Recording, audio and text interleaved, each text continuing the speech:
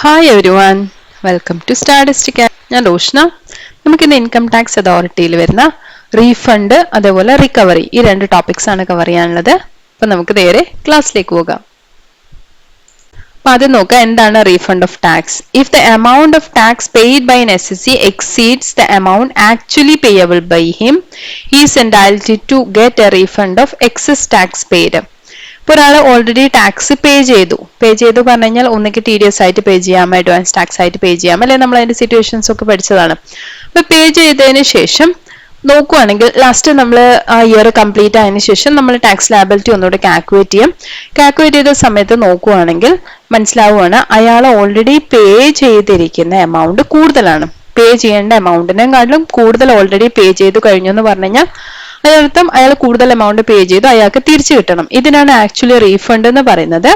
Refund of tax rice in the following cases. ഏതൊക്കെ സിറ്റുവേഷനിലാണ് വരുന്നത് നോക്കാം.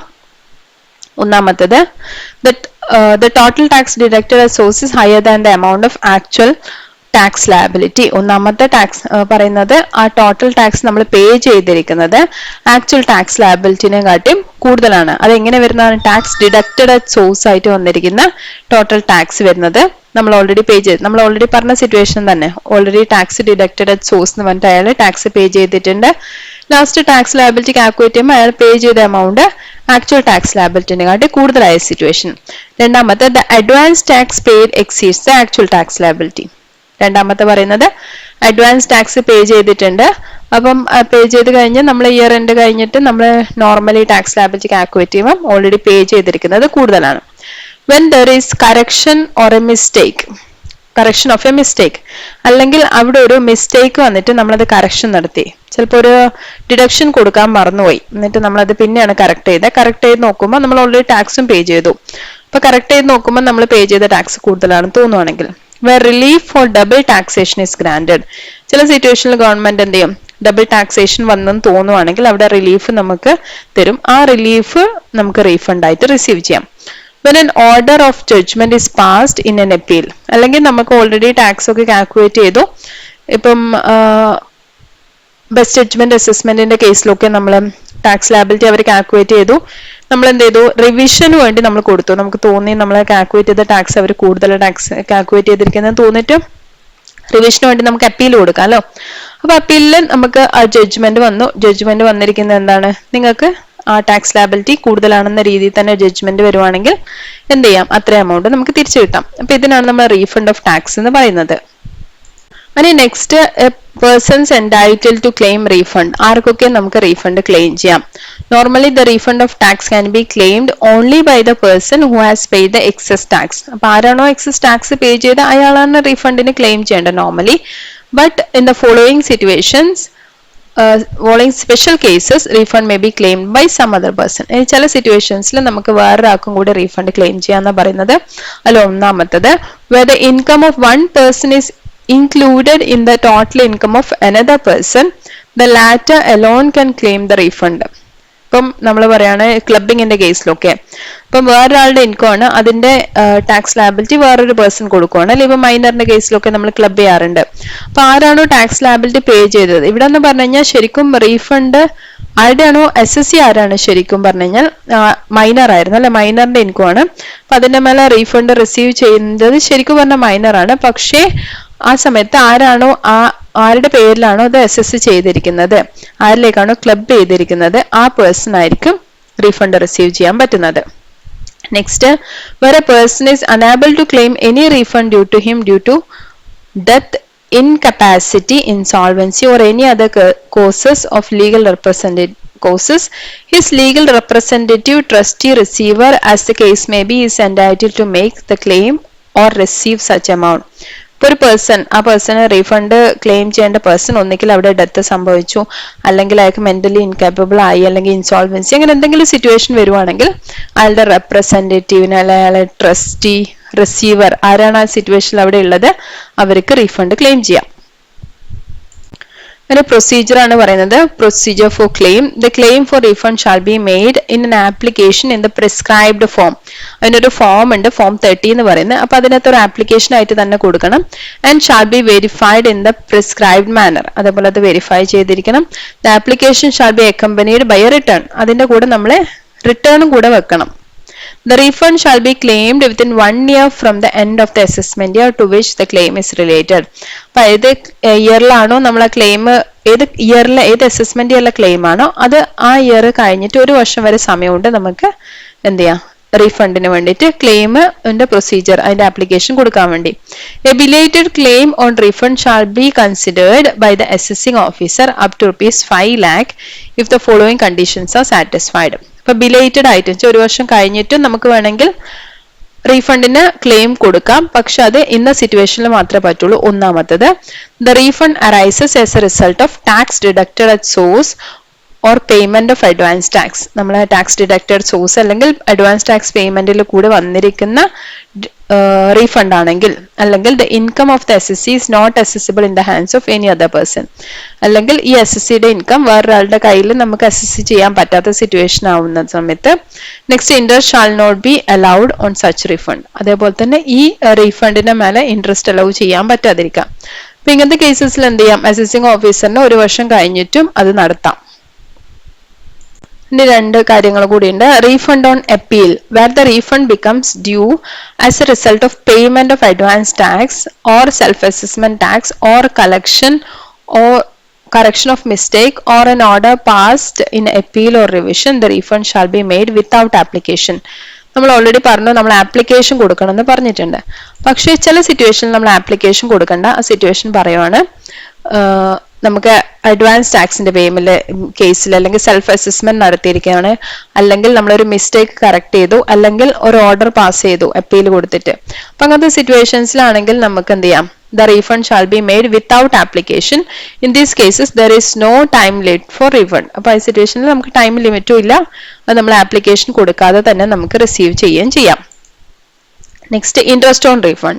The rate of interest shall be 0.5% for every month or part of month of the delay in granting refund. നമുക്ക് refund കിട്ടാൻ താമസിക്കുകയാണെങ്കിൽ, നമ്മൾ application കൊടുത്ത് refund കിട്ടാൻ താമസിക്കുകയാണെങ്കിൽ നമുക്ക് ഇങ്ങോട്ട് ഇൻട്രസ്റ്റ് റിസീവ് ചെയ്യാം.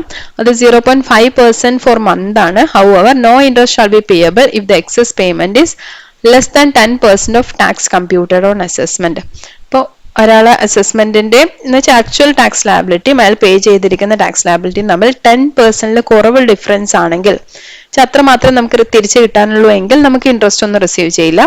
അതല്ലാത്ത അതിനെക്കാട്ട് കൂടുതൽ എമൗണ്ട് തിരിച്ചു കിട്ടാനുള്ള സിറ്റുവേഷൻ ആണെങ്കിൽ, റീഫണ്ടായി കിട്ടാനുള്ള സിറ്റുവേഷൻ ആണെങ്കിൽ നമുക്ക് അതിന്റെ കൂടെ ഇൻട്രസ്റ്റും കൂടി ചാർജ് ചെയ്ത് വാങ്ങിക്കാം. ഇനി നെക്സ്റ്റ് ടോപ്പിക് നമുക്ക് പഠിക്കാനുള്ള റിക്കവറി ഓഫ് ടാക്സ് ആണ്. Any amount other than advance tax specified as payable in notice of demand shall be paid within 30 days of service of the notice. അപ്പോൾ നമുക്ക് ഒരു എന്തെങ്കിലും എമൗണ്ട് പേ ചെയ്യേണ്ട സിറ്റുവേഷൻ വരുവാണ് income tax അതോറിറ്റിക്ക്. അപ്പോൾ അതിന്റെ നോട്ടീസ് റിസീവ് ചെയ്യുകയാണെങ്കിൽ നമ്മൾ 30 days ഉള്ളിൽ പേ ചെയ്തിരിക്കണം. If the amount specified in the notice of demand is not paid within the period stated in the notice, the assessee is liable to pay simple interest 1% per month from the date of expiry of such notice. അപ്പോൾ notice കിട്ടി നമ്മൾ 1 മാസത്തിനുള്ളിൽ payment നടത്തിയില്ലെങ്കിൽ നമുക്ക് അതിന്റെ മേലെ എന്തരും interest പേ ചെയ്യേണ്ടി വരും. നമ്മൾ അങ്ങോട്ട് പേ ചെയ്യുന്ന സമയത്ത് 1% ആണ്, നമുക്ക് റീഫണ്ടിന്റെ മേലെ ഇങ്ങോട്ട് കിട്ടുന്ന സമയത്ത് 0.5% ഉള്ളൂ. Assessee in default and penalty for tax in default.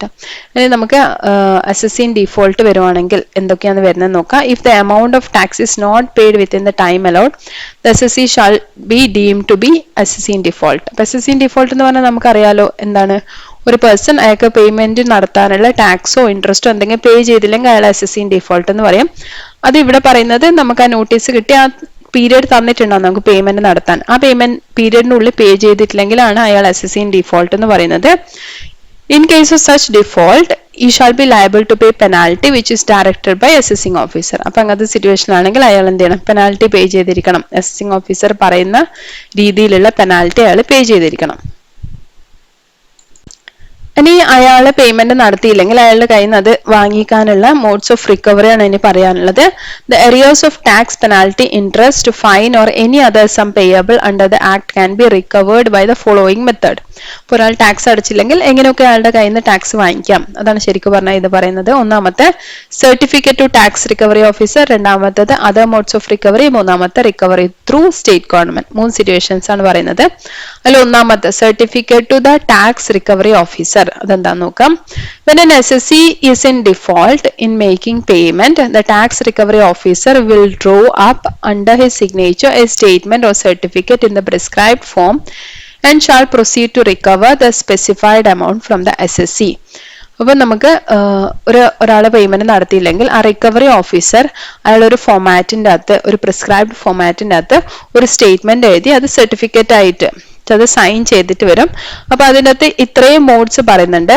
B any one or more of the modes mention below, താഴെ പറഞ്ഞിരിക്കുന്ന ഏതെങ്കിലും മോഡ്സിൽ നമ്മൾ റിക്കവർ ചെയ്യാനുള്ള ഒരു സർട്ടിഫിക്കറ്റ് ആയിരിക്കും അത്. അതിൽ ഒന്നാമത്തത് attachment and sale of the assessees movable property. Movable property ആയിരിക്കുന്ന എന്തെങ്കിലും കാർ, അങ്ങനെ എന്തെങ്കിലും, അല്ലെങ്കിൽ എന്തെങ്കിലും ഒരു പ്രോപ്പർട്ടി, മൂവബിൾ പ്രോപ്പർട്ടി അത് അറ്റാച്ച് ചെയ്യാം, അതേപോലെ തന്നെ സെയിൽ ചെയ്യാം. രണ്ടാമത്തെ attachment and sale of assessees immovable property. അത് കഴിഞ്ഞ് നമുക്ക് എന്ത് ചെയ്യാം, അയാളുടെ ലാൻഡ്, ബിൽഡിംഗ് അങ്ങനെയുള്ള ഇമ്മൂവബിൾ പ്രോപ്പർട്ടീസ് വേണമെങ്കിൽ അറ്റാച്ച് ചെയ്യാം, അത് സെയിൽ ചെയ്യാം. Arrest of the assessee and detention in prison, അത് കഴിഞ്ഞ് അയാൾ അറസ്റ്റ് ചെയ്ത് നമുക്ക് പ്രിസണിൽ കൊണ്ടുപോയിടാം. Next appointing a receiver for the management of assessees movable and immovable property, അല്ലെങ്കിൽ ഒരു റിസീവറിനെ അപ്പോയിന്റ് ചെയ്യാം, ഇയാളുടെ മൂവബിൾ ആൻഡ് ഇമ്മൂവബിൾ പ്രോപ്പർട്ടി അത് സെയിൽ ചെയ്തിട്ട് അതിന് എമൗണ്ട് റിസീവ് ചെയ്യാൻ വേണ്ടി ഒരു റിസീവറിനെ അപ്പോയിന്റ് ചെയ്യാം.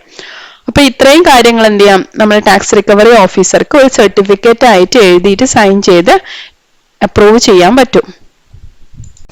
ഇനി അതർ മോഡ്സ് ഓഫ് റിക്കവറിയിൽ പറയുന്നത് ഇത് കൂടാതെയുള്ള ബാക്കി സിറ്റുവേഷൻസ് പറയുന്നത്. ഒന്ന്, അറ്റാച്ച്മെന്റ് ഓഫ് സാലറി. ഇപ്പൊ ആ പേഴ്സൺ ഒരു എംപ്ലോയി ആണെന്ന് വിചാരിച്ചോ, അപ്പൊ അയാൾ ടാക്സിന്റെ പേയ്മെന്റ് അടച്ചില്ല, അല്ലെങ്കിൽ എന്തെങ്കിലും പെനാൽറ്റി അടച്ചില്ല, അങ്ങനത്തെ സിറ്റുവേഷൻസിൽ വരുവാണെങ്കിൽ അയാളുടെ എംപ്ലോയറുടെ കയ്യിൽ നിന്ന് ആ സാലറി എന്ത് ചെയ്യാം, ഇൻകം ടാക്സ് അതോറിറ്റിക്ക് എത്രയാണ് അയാൾക്ക് പേയ്മെന്റ് നടത്താനുള്ള അത്രയും എമൗണ്ടിന്റെ സാലറിയിൽ നിന്ന് അവർക്ക് ഡയറക്റ്റ് കളക്ട് ചെയ്യാം. If the assessee in receipt of any income under the head salaries, the recovery officer may ask his employer അടുത്ത് പോയിട്ട് പറയാണ് ഇത്ര എമൗണ്ട് സാലറിന്ന് കട്ട് ചെയ്തിട്ട് നമുക്ക് തരണം എന്ന് പറയാം. Next, garnish order. Garnish order എന്ന് പറഞ്ഞു കഴിഞ്ഞാൽ ഇപ്പൊ നമ്മൾ എംപ്ലോയർ ഇയാൾക്ക് പൈസ കൊടുക്കാനുള്ളത് നമ്മൾ കട്ട് ചെയ്ത് വാങ്ങിക്കുക ചെയ്ത്, അതുപോലെ വേറെ ഏതെങ്കിലും ഒരു തേർഡ് പേഴ്സൺ ഇയാൾക്ക് എന്തെങ്കിലും പേയ്മെന്റ് കൊടുക്കാനുള്ള സിറ്റുവേഷൻ വരുവാണെങ്കിൽ, അപ്പൊ അങ്ങനത്തെ സമയത്ത് ഇയാളുടെ ഒരു പൈസ വേറൊരാളുടെ കയ്യിലുണ്ട്, അങ്ങനെയാണെങ്കിൽ നമുക്ക് ആ തേർഡ് പേഴ്സന്റെ കയ്യിൽ നിന്ന് ആ പൈസ കളക്ട് ചെയ്യാം. ഇതാണ് ഗാർണിഷ് ഓർഡർ എന്ന് പറയുന്നത്. Next, from court.